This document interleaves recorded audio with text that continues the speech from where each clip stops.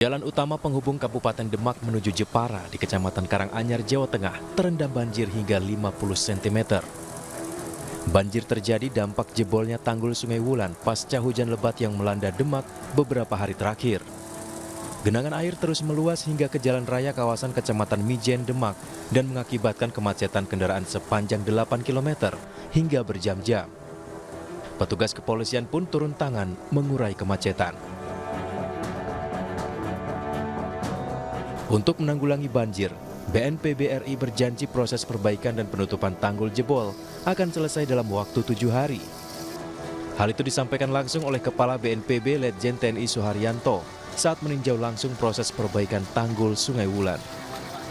Dalam waktu 5 hari atau seminggu itu paling lambat tanggul itu bisa tertutup kembali. Nah kalau sudah tertutup tinggal kita memompa air ini. Kemarin kita kerahkan sampai 30 pompa untuk memompa dalam waktu kurang lebih hampir 2 minggu itu bisa. BNPB juga berjanji akan memenuhi kebutuhan logistik serta memberi tempat layak bagi para pengungsi yang mencapai angka puluhan ribu jiwa. Dari Demak, Jawa Tengah, Sukmawijaya, iNews melaporkan.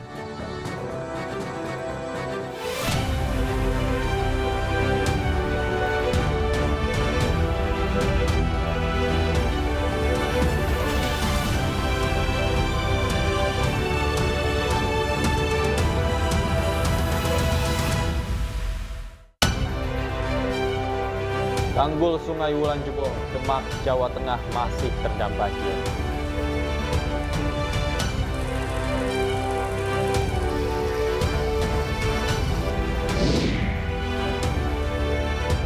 Ganjar Pranowo dan Mahfud MD akan mengajukan gugatan hasil Pilpres 2024 ke Mahkamah Konstitusi.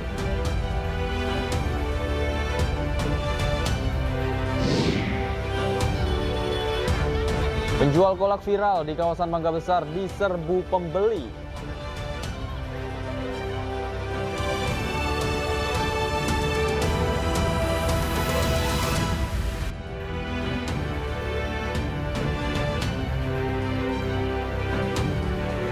Selamat sore pemirsa, demikian tadi berita pilihan iNews sore hari ini bersama saya Davi Pratama. Pemirsa, hujan dengan intensitas tinggi mengakibatkan sejumlah wilayah di Jakarta mengalami kebanjiran. Banjir juga menyebabkan kemacetan panjang di beberapa ruas jalan.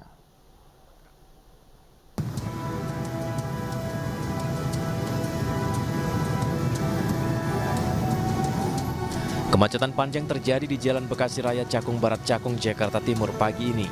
Tampak ribuan sepeda motor nekat melawan arah dari arah Tipar Cakung menuju PTC Pulau Gadung hingga membuat kendaraan dari arah sebaliknya tidak bisa melintas. Kemacetan terjadi imbas banyaknya titik jalan tergenang banjir setinggi 30 hingga 40 cm menuju Jalan Bekasi Raya.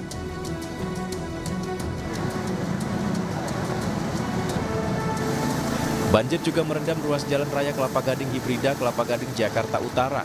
Ketinggian air bervariasi mulai dari 50 hingga 70 cm, membuat para pengguna jalan yang ingin berangkat bekerja mengalami gangguan kemacetan dan kendaraan mereka mogok. Halim. Dari Halim mau Ke KBN. berangkat kerja atau gimana? Berangkat kerja. Ini tadi motornya mogok atau gimana? Mogok di tengah jalan tadi karena kena hempasan aja. Dalam banget atau gimana? Sedang pun. Sedang tuh.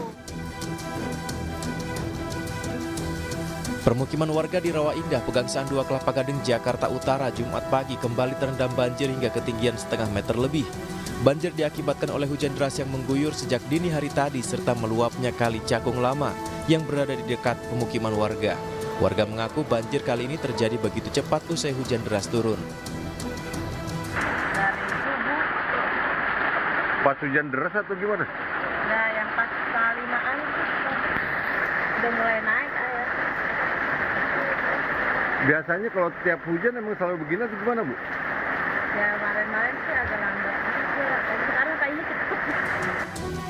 Kawasan Rawa Indah, Pegangsaan 2, Kelapa Gading merupakan salah satu wilayah langganan banjir di ibu kota.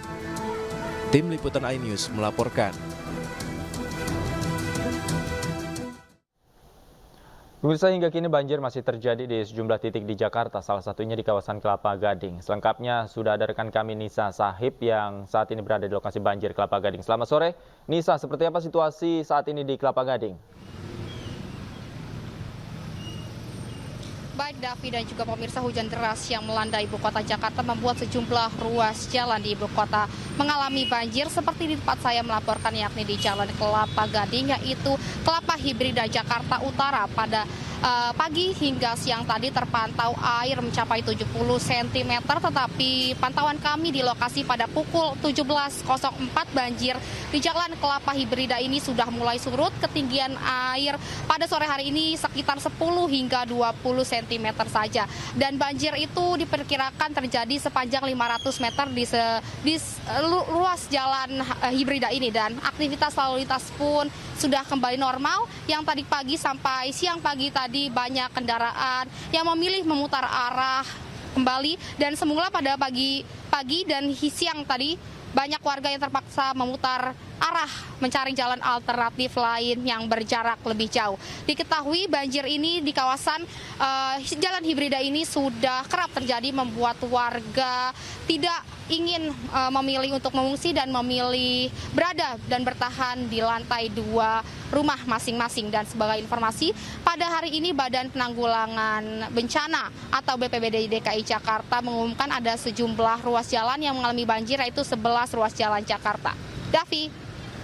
Baik, terima kasih Nisa Sahib atas laporan Anda langsung dari kawasan banjir di Kelapa Gading, Jakarta. Selamat bertugas kembali. Pemirsa, gempa berkekuatan 6,1 magnitudo mengguncang Kabupaten Tuban, Jawa Timur Jumat siang. Sementara itu gempa susulan dengan magnitudo 6,5 juga terasa hingga Jakarta.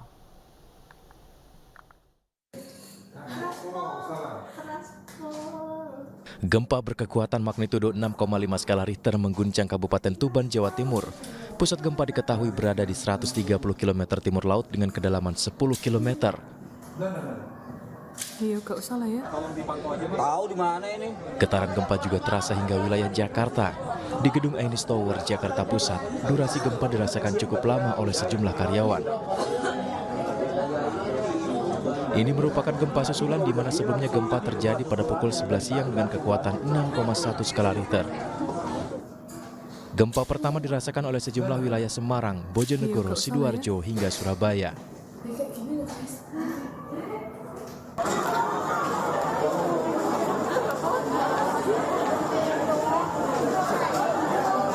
Di Rumah Sakit Umum Daerah Sosodoro, Jatikusumo, Bojonegoro, Jawa Timur, sejumlah pengunjung dan pasien panik berlarian keluar gedung saat gempa terjadi. Setelah berhasil keluar, beberapa pengunjung masih bertahan di depan rumah sakit, sedangkan yang lainnya pergi meninggalkan rumah sakit.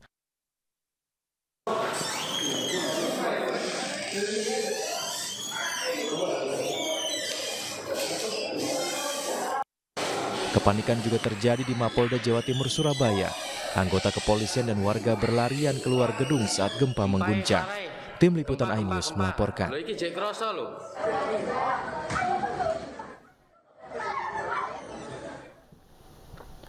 Ketua Mahkamah Konstitusi Suhartoyo mengatakan siap melayani pencari keadilan, tak terkecuali dalam sengketa pemilihan umum 2024. Hingga hari ini MK telah menerima 1 pengajuan gugatan hasil Pilpres dan 1 gugatan Pileg. PHP itu ada Pilpres, ada Pileg, Mbak. Kalau Pilpres 1, Pileg ada 1. Pileg 1.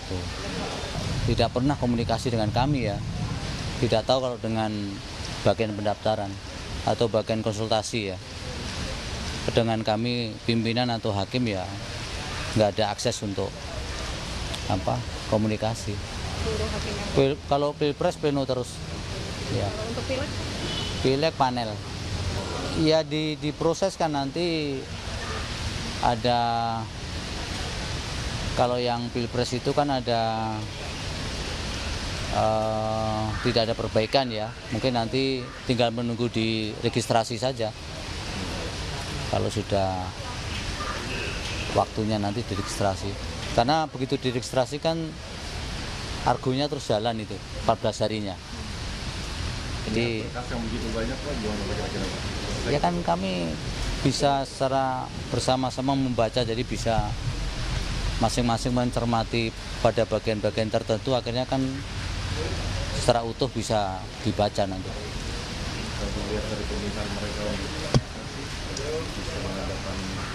Oh, nanti itu kan belum disidangkan juga. nanti nggak bisa kita Dengan bicara materi dulu. iya nggak bisa nggak mau ngimbau karena kita ini kan badan peradilan yang nggak boleh terlalu aktif toh Mbak. Orang mau datang mau mencari keadilan ke sini ya silakan. Kalau tidak ya kemudian tidak perlu menghimbau. Tapi pada prinsipnya ya kalau mereka datang ya kami siap untuk melayani. Calon Presiden dan Wakil Presiden nomor urut 3 Ganjar Pranowo dan Mahfud MD memastikan pihaknya akan segera mengajukan gugatan hasil Pilpres 2024 ke Mahkamah Konstitusi. Sekjen PD Perjuangan Hasto Kristianto menyatakan pemilu 2024 diselimuti kecurangan, intimidasi, serta penggunaan kekuasaan oleh Presiden.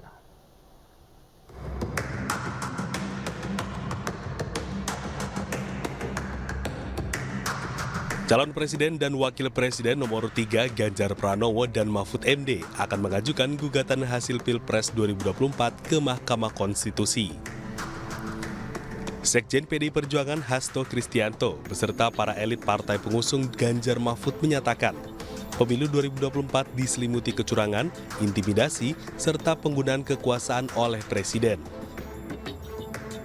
Sikap dari partai politik pengusung Pak Ganjar Mahfud menegaskan bahwa proses pemilu belum selesai. Karena Ganjar Mahfud akan menggunakan hak konstitusionalnya untuk melakukan gugatan melalui Mahkamah Konstitusi. Dan dalil yang kami sampaikan sangat jelas. Selain dari hulu yang mana kita ketahui terjadinya suatu skandal yang luar biasa ketika Mahkamah Konstitusi yang seharusnya diisi oleh para negarawan, yang seharusnya tidak bisa diintervensi oleh kekuasaan, ternyata ada abuse of power. Ganjar Pranowo menyatakan, gugatan hasil Pilpres ke MK merupakan benteng terakhir mengawal demokrasi atas dugaan kecurangan pemilu yang masif diungkap publik. Tadi malam, tim Ganjar Mahfud sudah bersepakat.